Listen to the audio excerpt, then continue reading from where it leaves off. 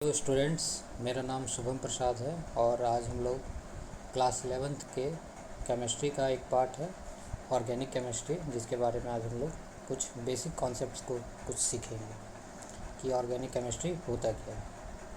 तो चलिए स्टार्ट करते हैं। सबसे पहले तो क्लास टेंथ में आप लोगों ने सबसे पहले ये जाना होगा कि जो हमारा जो साइंस जो होता है वो साइंस को हम लोग 3 ब्रांच में डिवाइड कर देते हैं। एक ब्रांच को हम लोग बोल देते हैं फिजिक्स, एक ब्रांच को हम लोग बोलते हैं बायोलॉजी और एक ब्रांच हमारा आता है केमिस्ट्री का ब्रांच आता है। ठीक है, तो फिजिक्स ब्रांच में हम लोग फिजिकल प्रॉपर्टीज़ के बारे में, फिजिकल क्वांटिटीज़ के बारे में डिस्कस करते हैं। बायोलॉजी में प्राणियों से रिलेटेड, लिविंग ऑर्गेनिज्म से रिलेटेड बात किया जाता है। और केमिस्ट्री जो है उसमें हम लोग जनरली बात करते हैं मैटर्स के बारे में, मैटर्स यानी पदार्थ के बारे में। ठीक है, मैटर्स मतलब पदार्थ के बारे में जनरली हम लोग डिस्कस करते हैं। और क्लास 11th में अगर देखा जाए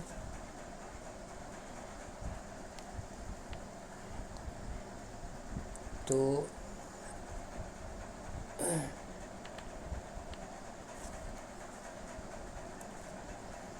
क्लास 11th में अगर हम लोग देखते हैं तो हम लोग जनरली डिस्कस करेंगे किसके बारे में।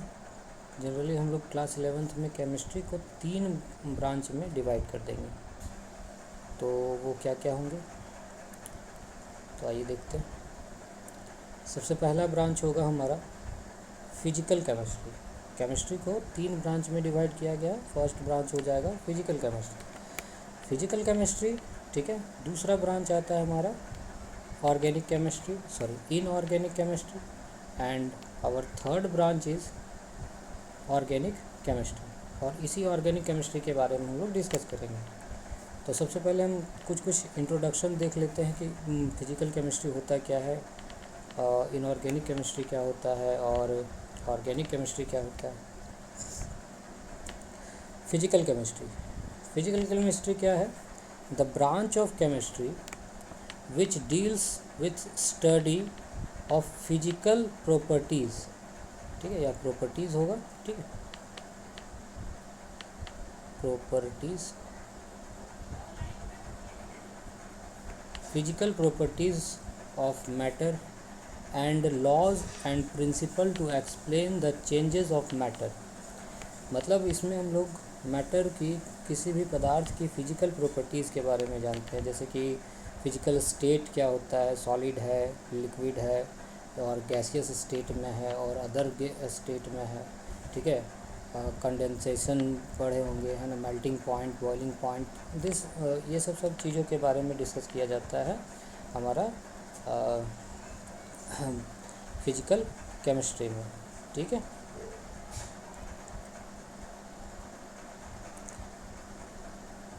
ठीक।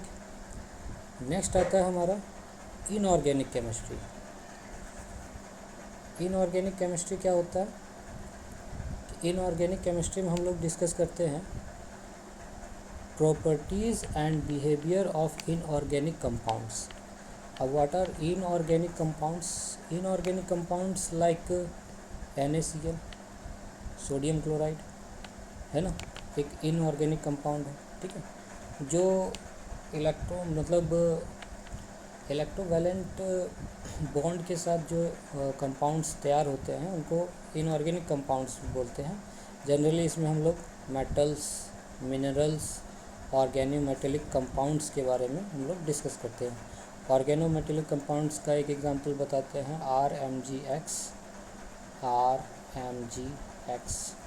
इसको बोला जाता है ग्रिग्नार्ड रिएजेंट, जो ऑर्गेनिक केमिस्ट्री का सबसे इम्पोर्टेंट टॉपिक रहेगा। ठीक है, ग्रिग्नार्ड रिएजेंट, जब हम लोग ऑर्गेनिक केमिस्ट्री में रिएक्शंस के बारे में पढ़ेंगे तो ग्रिग्नार्ड रिएजेंट काफ़ी रिएक्शंस में हमको देखने को मिलेगा। तो इनऑर्गेनिक केमिस्ट्री है क्या? जिसमें हम लोग मेटल्स, मिनरल्स, ऑर्गेनोमेटोलिक कंपाउंड्स है ना, उसके प्रॉपर्टीज़ और बिहेवियर्स के बारे में हम लोग डिस्कस करते हैं, उसको कहा जाता है इनऑर्गेनिक केमिस्ट्री। ठीक है, अब आप बात करते हैं हम लोग ऑर्गेनिक केमिस्ट्री, जिसके बारे में हमें आज पढ़ना है। ठीक, सबसे पहले तो ऑर्गेनिक केमिस्ट्री का डेफिनेशन। ऑर्गेनिक केमिस्ट्री होता क्या है? It is a branch of chemistry that deals with study of hydrocarbons and their derivatives. Hydrocarbons और उसके डेरिवेटिव्स के बारे में, डेरिवेटिव्स यानी हाइड्रोकार्बन से बनने वाले अदर कंपाउंड्स के बारे में, जिसमें हम लोग जिस ब्रांच में हम लोग पढ़ते हैं केमिस्ट्री के, जिस ब्रांच में, उस ब्रांच को कहा जाता है ऑर्गेनिक केमिस्ट्री। हाइड्रोकार्बन्स कहने का मतलब है जैसे कि हमारा हो गया जिसमें कार्बन और हाइड्रोजन, कार्बन और हाइड्रोजन से बना हुआ कंपाउंड जो होगा, है ना, उसको बोला जाएगा हाइड्रोकार्बन्स।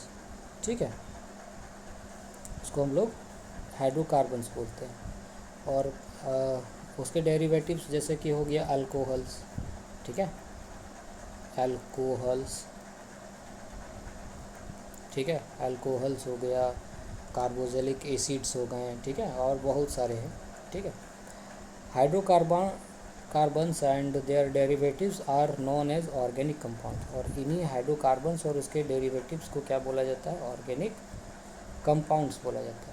कुछ हम लोग ऑर्गेनिक कंपाउंड्स देख लेते हैं। ठीक है, जैसे कि कुछ ऑर्गेनिक कंपाउंड्स है ना, जैसे कि आपका घर में रोज़ यूज़ होने वाला मीथेन गैस CH4, है ना, दिस इज़ मीथेन। ठीक है, ये हमारा LPG सिलेंडर्स में होता है मीथेन गैस, जो बॉडी में DNA होता है। ठीक है, ह्यूमन बॉडीज़ और कई मतलब लिविंग ऑर्गेनिज्म में DNA, RNA, ठीक है, RNA, है ना, प्रोटीन्स, ठीक, प्रोटीन्स, ये सब किससे बने हुए हैं? सब बने हुए हैं हाइड्रोजन और कार्बन के कंपाउंड से बने हुए हैं, हाइड्रोजन और कार्बन के कंपाउंड से बने हुए हैं। ठीक है, और पहले ये माना जाता था कि ये जो ऑर्गेनिक कंपाउंड्स जो होते हैं वो नेचुरली मिलते हैं, मतलब प्राकृतिक रूप से ही पाए जाते हैं। लेकिन इस सिद्धांत को बाद में रिसर्च हुए हैं। ठीक है, और एक हमारे एक केमिस्ट थे, ठीक है, जिनका नाम था F. वूलर। ठीक है, जिनका नाम था F. वूलर।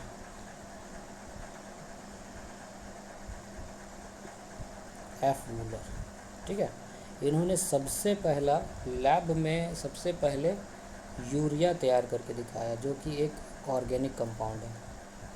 ठीक है, सबसे पहला अगर ऑर्गेनिक कंपाउंड जो लैब में तैयार किया गया था, सिंथेसाइज किया गया था लैब में, ठीक है, मतलब तो वो उसका नाम था यूरिया। यूरिया का फार्मूला अगर देखोगे तो यूरिया का फार्मूला होता है NH2CO NH2, ये होता है यूरिया। ये एक ऑर्गेनिक कंपाउंड है जिसको लैब में तैयार किया गया था। ठीक है, और इस कंपाउंड को अमोनियम साइनेट के साथ अमोनियम साइनेट से तैयार किया गया था। इस कंपाउंड को जो है वो अमोनियम साइनेट का यूज़ करके तैयार किया गया था। अमोनियम साइनेट, जैसे कि अमोनियम साइनेट होता है NH4CNO, इसको बोलते हैं हम लोग अमोनियम साइनेट। इसको हीट करने पर, ठीक है, हीट करने पर क्या बना था? यूरिया। क्या बना? यूरिया। ठीक है ना, ये है यूरिया। तो फर्स्ट सिंथेसाइज किया गया जो हमारा ऑर्गेनिक कंपाउंड था वो था यूरिया। और किसके द्वारा सिंथेसाइज किया गया था? तो F. वूलर के द्वारा सिंथेसाइज किया गया था।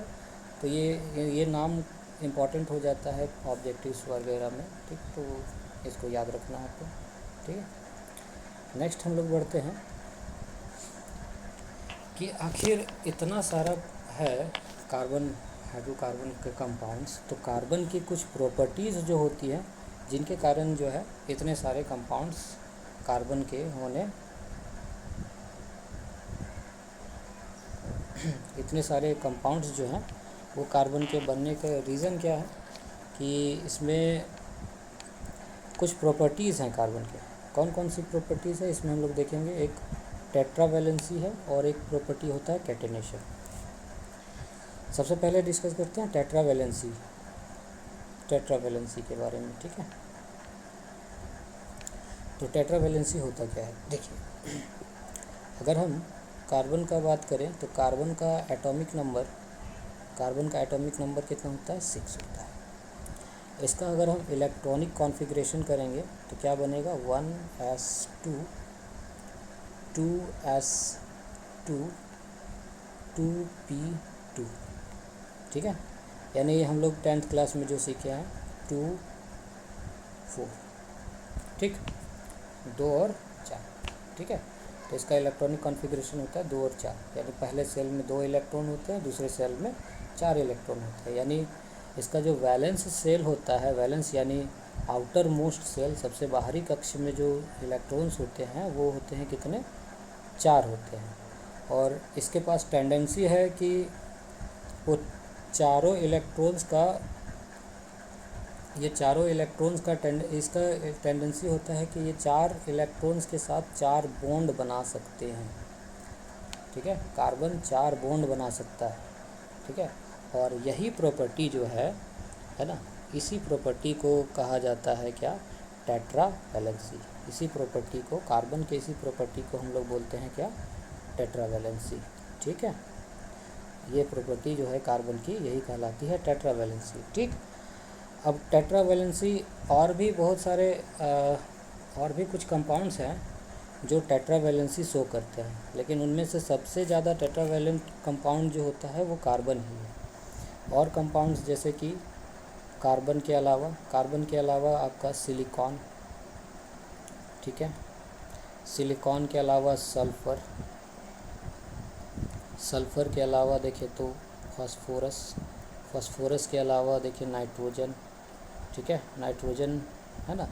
ये भी क्या बनाते हैं, ये भी मतलब टेट्रावैलेंसी नहीं बोल सकते हैं, लेकिन ये भी क्या बनाते हैं, कंपाउंड्स बनाते हैं। जैसे कि ये इनके पास भी टेंडेंसी होती है कि ये दोनों अपना इलेक्ट्रॉन्स को शेयर करके, ठीक है, इलेक्ट्रॉन्स को शेयर करके कंपाउंड्स बना सकते हैं, ठीक। जैसे कार्बन अपना इलेक्ट्रॉन्स को शेयर करके, अपने क्लास 10th में पढ़ा था कि कार्बन अपना इलेक्ट्रॉन्स को शेयर करके कंपाउंड्स बनाते हैं, जिसको हम लोग क्या बोलते हैं, हम लोग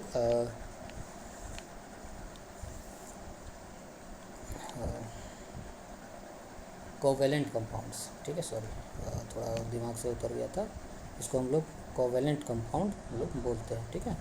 यानी सहसंयोजी आबंध है ना, जो शेयर करके हम लोग बनाते हैं, ठीक है। क्लास 10th का चीज़ें। और भी जो है सिलिकॉन हो गया, सल्फ़र हो गया, फास्फोरस हो गया, नाइट्रोजन हो गया, ऑक्सीजन हो गया, ये सब भी क्या करते हैं, इलेक्ट्रॉन्स को शेयर करके कंपाउंड्स बनाते हैं। लेकिन सबसे ज़्यादा जो कंपाउंड बनाता है वो कौन है, कार्बन बनाता है, ठीक है। उसके बाद सिलिकॉन बनाता है, क्योंकि इन दोनों के पास क्या है, टेट्रावैलेंसी है, ठीक है। तो सबसे ज़्यादा कंपाउंड आपको कार्बन का ही देखने को मिलेगा। सिर्फ टेट्रावैलेंसी के कारण ही नहीं, और भी प्रॉपर्टीज़ हैं जिसके कारण कार्बन जो है इस तरह के कंपाउंड बना सकते हैं। जैसे कि एक और प्रॉपर्टी होती है ना, कार्बन की एक और प्रॉपर्टी होती है जिसको हम लोग बोलते हैं कैटेनेशन। कैटेनेशन क्या होता है, इसको बोला जाता है सेल्फ लिंकिंग,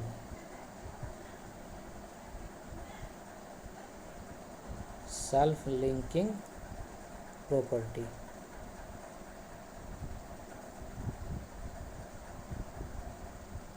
ठीक है। यानी कार्बन जो है अपने जैसे बहुत सारे कंपाउंड्स के साथ अपने जैसे कंपाउंड्स के साथ मिलकर क्या करते हैं, बहुत सारे कंपाउंड बनाते हैं। अपने जैसे एटम्स के साथ मिलकर बहुत सारे कंपाउंड बनाते हैं, सेल्फ लिंकिंग प्रॉपर्टी, ठीक है। और सेल्फ लिंकिंग प्रॉपर्टी का ऑर्डर जो होता है वो यही चलता है, यही ऑर्डर होता है। ठीक है, सेल्फ लिंकिंग प्रॉपर्टी का जो ऑर्डर होगा वो यही होगा। ठीक, यानी सीधी सी बात है कि कार्बन जो है इतना कंपाउंड बनाने का दो रीज़न क्या है। एक तो रीज़न है कि कार्बन के पास 4 इलेक्ट्रॉन है जिसको वो शेयर करके टेट्रावैलेंसी शो कर सकता है, और दूसरा चीज़ है कि कार्बन जो है अपने जैसे कई सारे कार्बन एटम्स के साथ जो है जुड़ सकता है। इसको बोला जाता है कैटेनेशन प्रॉपर्टी। ठीक है ना। ठीक, आई थिंक यहाँ तक सबको क्लियर होगा।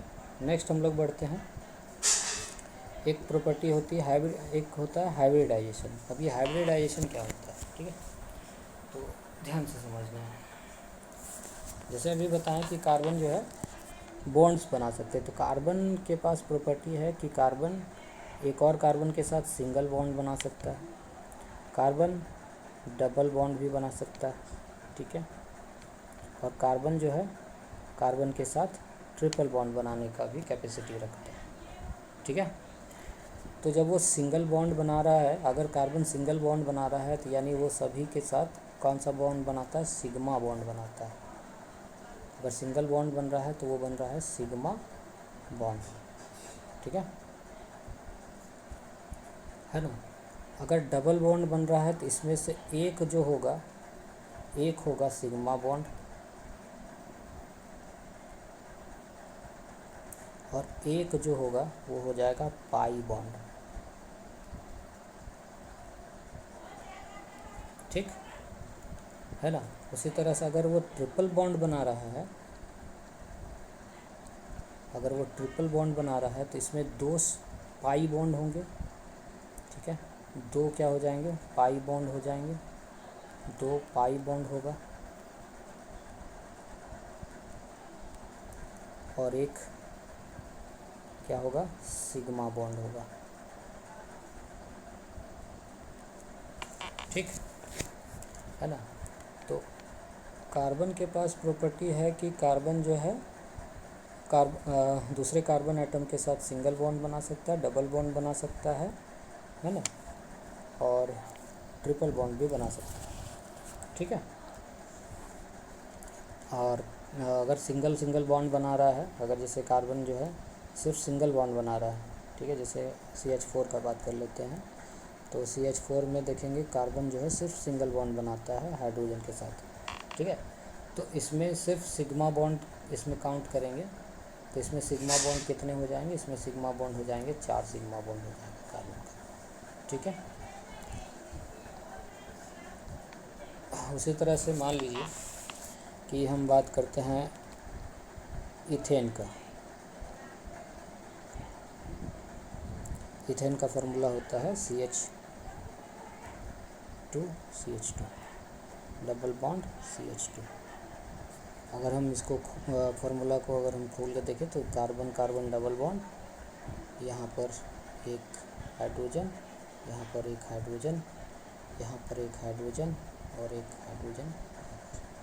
ठीक है, तो अगर हम इस फर्स्ट कार्बन का बात करते हैं तो इसने कितने सिग्मा बॉन्ड बनाए होंगे, तो इसने बनाए होंगे 1 2 3 सिग्मा बॉन्ड बनाए। ठीक है, अगर हम फर्स्ट कार्बन का बात करें, ठीक है, तो इसने कितना सिग्मा बॉन्ड बना है, एक ये सिग्मा बॉन्ड बना है, एक ये सिग्मा बॉन्ड बना है और एक ये सिग्मा बॉन्ड बना है। 3 सिग्मा बॉन्ड बना हुआ इस कार्बन का। ठीक है, कितने सिग्मा बॉन्ड बने हुए, 3 सिग्मा बॉन्ड। ठीक, और इस कार्बन का पाई बॉन्ड कितना है, तो एक जो बच गया ये क्या है, एक पाई बॉन्ड है।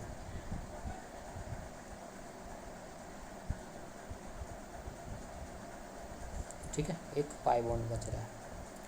उसी तरह से दूसरा कार्बन का बात करें, ठीक है, तो दूसरे कार्बन में भी देखेंगे तो इसमें भी कितना है, एक सिग्मा बॉन्ड ये बना हुआ, एक सिग्मा बॉन्ड ये बना हुआ, एक सिग्मा बॉन्ड ये बना हुआ, 3 सिग्मा बॉन्ड बने हुए इसमें भी, और पाई बॉन्ड कितना बना हुआ, एक ये पाई बॉन्ड बना हुआ। ठीक है, तो अगर हम इसमें टोटल सिग्मा बॉन्ड का बात करें तो टोटल कितना सिग्मा बॉन्ड हो रहा है, 3 इस कार्बन का, 3 और इस कार्बन का 3, यानी टोटल 6 सिग्मा बॉन्ड बन रहे हैं। ठीक है, और पाई बॉन्ड बात करें तो पाई बॉन्ड टोटल 6 नहीं 5 ही होगा। ठीक है, कि इसमें अगर काउंट करें तो एक ये 2, एक ये 3, एक ये 4 और एक ये 5। ठीक है, तो इसमें टोटल 5 सिग्मा बॉन्ड बन रहे हैं।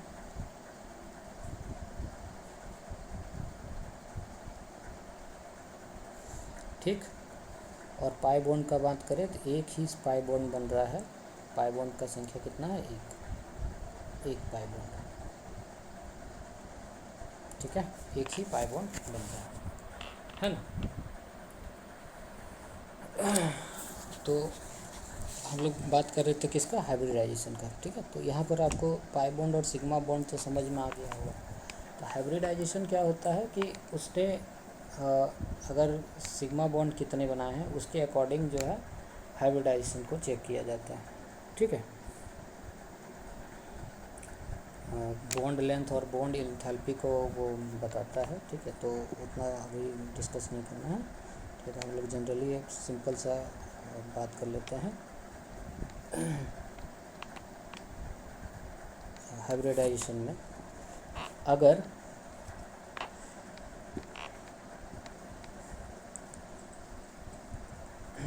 देखिए, हाइब्रिडाइजेशन का बात करते हैं कार्बन कार्बन में हाइब्रिडाइजेशन एक लंबा टॉपिक है। तो अभी हम सिर्फ कार्बन के बारे में बता रहे हैं। तो कार्बन कार्बन में अगर सिंगल सिग्मा बॉन्ड बन रहा है, यानी कार्बन कार्बन पे सिंगल बॉन्ड है, तो अगर वो सिंगली बॉन्डेड बना रहा है, ठीक है, चारों तरफ से, ठीक है, तो कार्बन का इसमें देखेंगे तो इसमें 4 बॉन्ड है, तो एक s ऑर्बिटल का एक बॉन्ड बनता है और बाकी जो बचा हुआ वो p ऑर्बिटल का बनेगा। ठीक है, तो टोटल चूँकि इसमें 4 सिग्मा बॉन्ड है इस कार्बन के लिए, ठीक है, टोटल इसमें 4 सिग्मा बॉन्ड है, तो एक s हुआ और 3 p हो जाएगा। ये इसका क्या कहलाएगा? sp3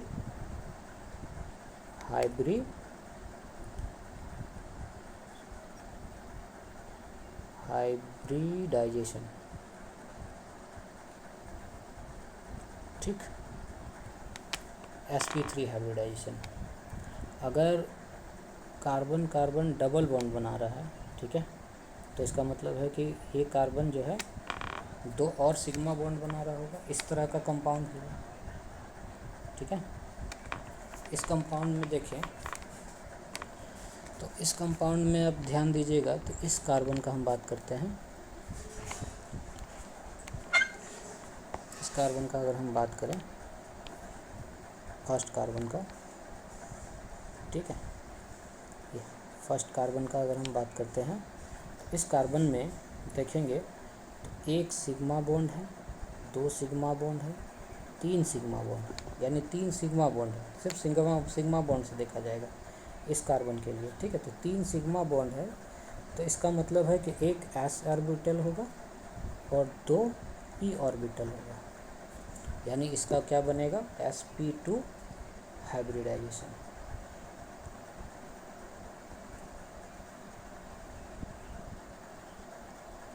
sp2 hybridisation. ठीक है,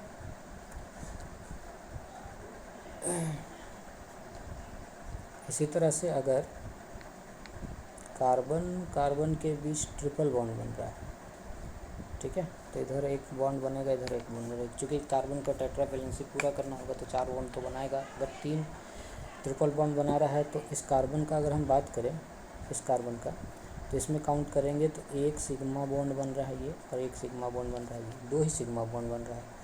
तो इसमें कैसा हाइब्रिडाइजेशन हो जाएगा? एक s ऑर्बिटल होगा और एक p ऑर्बिटल होगा। ठीक है, तो इसका क्या आ जाएगा? sp2 hybridisation. ठीक है, क्या आएगा? sp2 hybridisation. ठीक है, अब हाइब्रिडाइजेशन के अकॉर्डिंग क्या बनता है? शेप बनता है ना। तो अगर किसी का हाइब्रिडाइजेशन sp3 आता है, अगर किसी का हाइब्रिडाइजेशन sp3 आता है, तो इसका शेप देखेंगे तो इसका शेप होता है टेट्राहेड्रल शेप बनता है इसका। कैसे शेप होगा, टेट्राहेड्रल।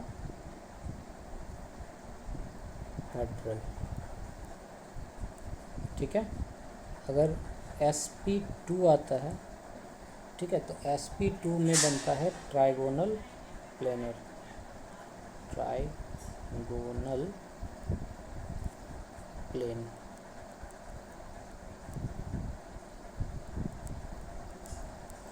ठीक है। और अगर sp हाइब्रिडाइजेशन आएगा, ठीक है, तो इसका जो बनेगा वो हो जाएगा लीनियर। इसका शेप, इसका मतलब शेप कैसा होगा, इसका शेप हो जाएगा लीनियर। ठीक है, फिर से समझिए, अगर किसी का हाइब्रिडाइजेशन sp3 आता है तो टेट्राहेड्रल शेप बनेगा, sp2 आने पर ट्राइगोनल प्लेनर बनेगा, और sp आने पर लीनियर शेप बनता है। ठीक है। अगर हम बात करें 3 सिग्मा बॉन्ड, अगर 4 सिग्मा बॉन्ड रहेगा तो sp3 हाइब्रिडाइजेशन होगा। ठीक। अगर 3 सिग्मा बॉन्ड होता है, ठीक है, तो sp2 हाइब्रिडाइजेशन होगा। अगर 2 सिग्मा बॉन्ड रहा, ठीक, तो sp हाइब्रिडाइजेशन होगा। ठीक है। तो आई थिंक मोटा मोटी हाइब्रिडाइजेशन होता क्या है, कार्बन का किस तरह से हाइब्रिडाइजेशन होगा लिखने के लिए आएगा तो आप लोग लिख सकते हैं। ठीक। नेक्स्ट हम लोग बढ़ते हैं डिग्री ऑफ कार्बन। ठीक है, नेक्स्ट बढ़ेंगे डिग्री ऑफ कार्बन। ठीक। डिग्री ऑफ कार्बन क्या होता है, ध्यान से समझना। जैसे हम एक कंपाउंड लेते हैं,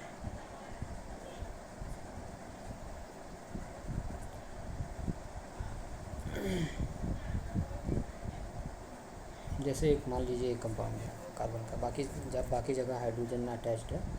ठीक है, बाकी जगह हाइड्रोजन अटैच्ड है, इसका बैलेंसिंग पूरा करने के लिए हाइड्रोजन अटैच्ड है बाकी जगह, है ना। जैसे हम फर्स्ट कार्बन का हम बात करेंगे, ठीक है, अगर हम फर्स्ट कार्बन का, इस 1 कार्बन का बात करेंगे तो ये एक ही कार्बन, ये कार्बन जो है सिर्फ एक कार्बन के साथ बॉन्ड बना रहा है, तो इस कार्बन का जो होगा वो क्या कहलाएगा, 1 डिग्री कार्बन। ठीक है। सेकेंड कार्बन का बात करते हैं, दूसरा कार्बन। ठीक है, दूसरा कार्बन देखें तो ये ऊपर में एक कार्बन के साथ बॉन्ड बना रहा है, नीचे एक कार्बन के साथ बॉन्ड बना रहा है। ठीक है, इधर एक कार्बन के साथ बॉन्ड बना रहा है और इधर एक कार्बन के साथ बॉन्ड बना रहा है, यानी ये कार्बन जो है 4 कार्बन के साथ बॉन्ड बना रहा है, तो इसको बोलेंगे 4 डिग्री कार्बन। ठीक। इस कार्बन का बात करें थर्ड कार्बन का, तो थर्ड कार्बन में देखेंगे तो एक कार्बन इधर है और एक कार्बन इसके राइट साइड में है, एक कार्बन लेफ़्ट साइड में है, एक कार्बन राइट साइड में, यानी 2 कार्बन के साथ ये बॉन्ड बना रहा है, तो ये 2 डिग्री कार्बन होगा। ठीक है ना। इस तरह से डिग्री ऑफ कार्बन लिखा जाता है, यानी कार्बन जो है कितने कार्बन के साथ बॉन्ड बना रहा है वो उसका डिग्री डिसाइड करेगा। ठीक है, इसको अलग अलग करके समझते हैं, एक एक करके। ठीक है, जैसे कि मान लीजिए ये कंपाउंड है CC, ठीक है, यहाँ पर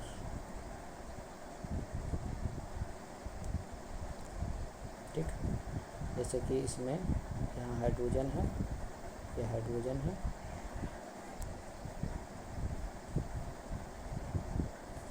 यहाँ एक हाइड्रोजन है, यहाँ एक हाइड्रोजन है और यहाँ एक हाइड्रोजन है, एक हाइड्रोजन यहाँ पर। ये फर्स्ट कार्बन है और ये सेकंड कार्बन है। ठीक। अब आते हैं हम लोग फर्स्ट कार्बन में। फर्स्ट कार्बन में देखें तो कितने कार्बन के साथ बॉन्ड बना रहा है, तो फर्स्ट कार्बन देखेंगे तो राइट साइड में सिर्फ एक ही कार्बन के साथ बॉन्ड बना रहा है, ये। ठीक है ना। तो इसके लिए जो हो जाएगा डिग्री कितना हो जाएगा, 1 डिग्री कार्बन। फर्स्ट कार्बन को क्या बोलेंगे, 1 डिग्री कार्बन। ठीक है ना। उसी तरह से सेकेंड कार्बन, इसमें क्या हो जाएगा, सेकेंड कार्बन भी क्या कहलाएगा, 1 डिग्री कार्बन कहलाएगा। ठीक। रीज़न क्या है, क्योंकि इसमें भी देखें तो इसमें भी एक ही कार्बन, जो सेकेंड कार्बन जो है वो एक ही कार्बन के साथ बॉन्ड बनाया हुआ है, इसलिए ये भी क्या कहलाएगा, 1 डिग्री कार्बन कहलाएगा। बात करते हैं, दूसरा एग्जांपल लेते हैं एक, जैसे कि मान लीजिए कार्बन है और एक कार्बन है, ठीक। ये फर्स्ट कार्बन, ये सेकेंड कार्बन, ये थर्ड कार्बन, ठीक है।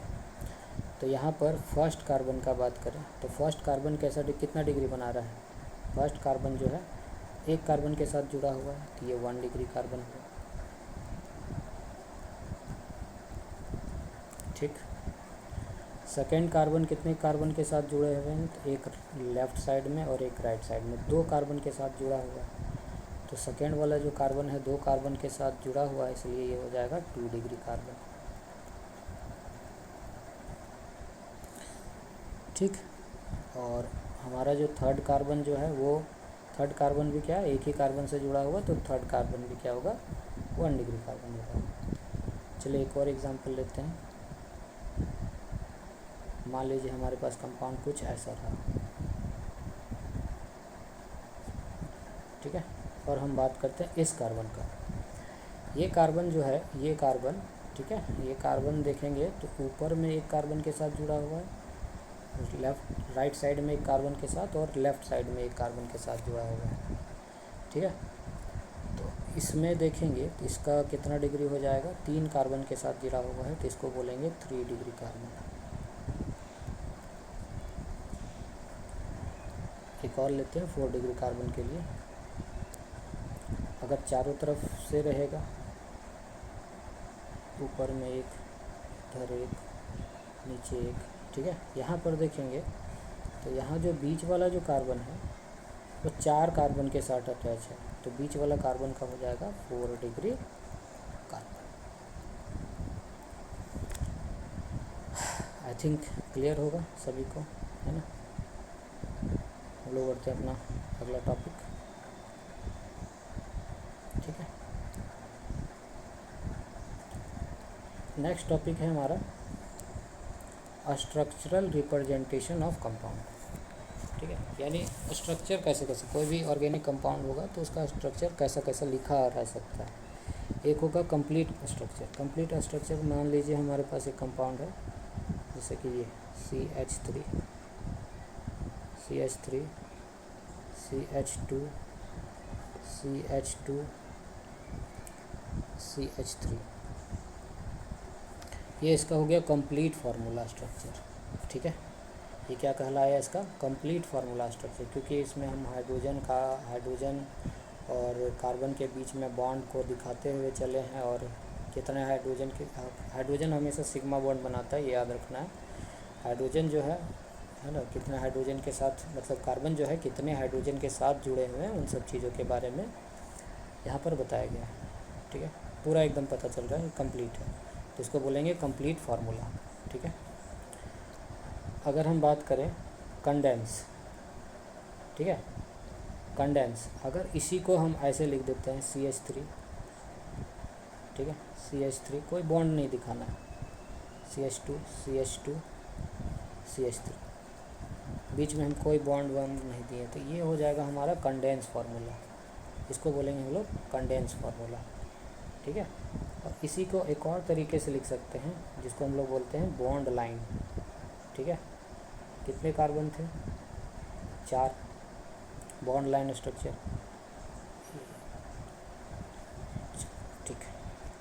ठीक है, ये कहलाएगा बॉन्ड लाइन स्ट्रक्चर। तो बॉन्ड लाइन स्ट्रक्चर कैसे हुआ, यहाँ पर ध्यान दें, तो एक कार्बन यहाँ पर ले लेंगे, ठीक है, एक यहाँ पर है 2 कार्बन, एक यहाँ पर 3 कार्बन, और एक यहाँ पर 4 कार्बन, ठीक है। तो इसको कहलाएंगे बॉन्ड लाइन स्ट्रक्चर। और जो टर्मिनल पोजीशन जो होगा, वो लास्ट वाला जो पोजीशन होगा, वहाँ पर हमेशा CH3 होता है, ठीक है। और बीच वाला पोजीशन में यहाँ पर क्या है, ये CH2 है, और ये क्या है, CH2 है ना। तो इसको हम लोग बोलेंगे बॉन्ड लाइन रिप्रेजेंटेशन, ठीक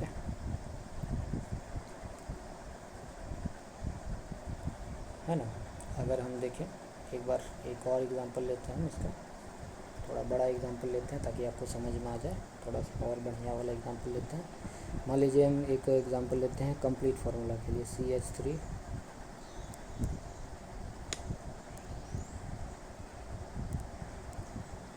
CH, यहाँ एक H, यहाँ एक H, फिर C, यहाँ पर CH3, ठीक है, यहाँ एक H, C, डबल बॉन्ड, यहाँ एक H, C, यहाँ पर एक H लगा लेते हैं और ये हो जाएगा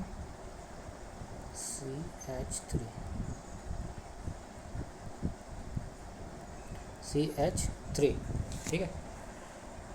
यहाँ पर हम एक कंपाउंड लिए CH3, ठीक है, CH3 है ना, फिर C डबल बॉन्ड CH3, इस तरह से हम एक कंपाउंड लिए, ठीक है। इसका हम कंडेंस फार्मूला लिखना चाहते हैं, ठीक है। इसको कंडेंस तरीके से हम कैसे लिख सकते हैं, तो ध्यान देना है, ये CH3 हो जाएगा, ठीक। यहाँ पर क्या है CH और CH में CH3 लगा हुआ है, तो यहाँ पर ब्रैकेट में हम इसको लिख सकते हैं CH, ठीक।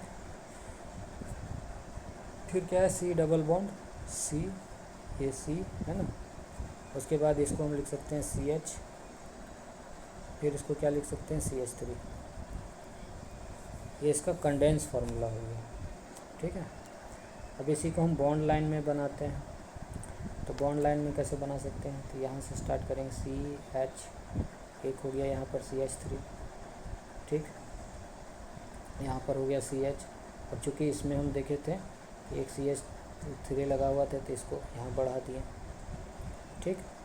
फिर यहाँ पर था C डबल बॉन्ड, तो यहाँ पर हम डबल बॉन्ड लगा दिए CH, ठीक है, इस कार्बन के लिए, इस कार्बन और इस कार्बन के बीच में था, है ना। ओके, एक मिनट, नहीं, इसका ये कार्बन तो सीधा था, ये CH3 के लिए ये कार्बन हुआ, ये CH के लिए ये कार्बन हुआ, ठीक है। ये CH3 के लिए हम लोग ऊपर में लिए हैं ये, ठीक। उसके बाद C के लिए हम लोग ये C लेंगे, ठीक है, इस C के लिए ये यहाँ पर, फिर इस C के लिए हम लोग लेंगे इस तरह से, ठीक, ऐसे, है ना। और इसमें चूँकि यहाँ बीच में डबल बॉन्ड था तो यहाँ डबल बॉन्ड लगा दिया, फिर इस CH3 के लिए लेंगे यहाँ पर CH3, ठीक। तो इसका बॉन्ड लाइन स्ट्रक्चर कुछ इस तरह से बनेगा, ठीक है। आई होप समझ में आया होगा, है ना। अगर समझ में आया है और आप लोग ऑफलाइन अगर बैच चाहते हैं, ऑफलाइन कोचिंग करना चाहते हैं, तो आप हमें कांटेक्ट कर सकते हैं ऑफलाइन बैच के लिए। ये हमारा नंबर है, कांटेक्ट नंबर, और वीडियो को लाइक शेयर और सब्सक्राइब करें, ठीक है, और जितना हो सकेगा, है ना, हमें सपोर्ट करें। जय हिंद।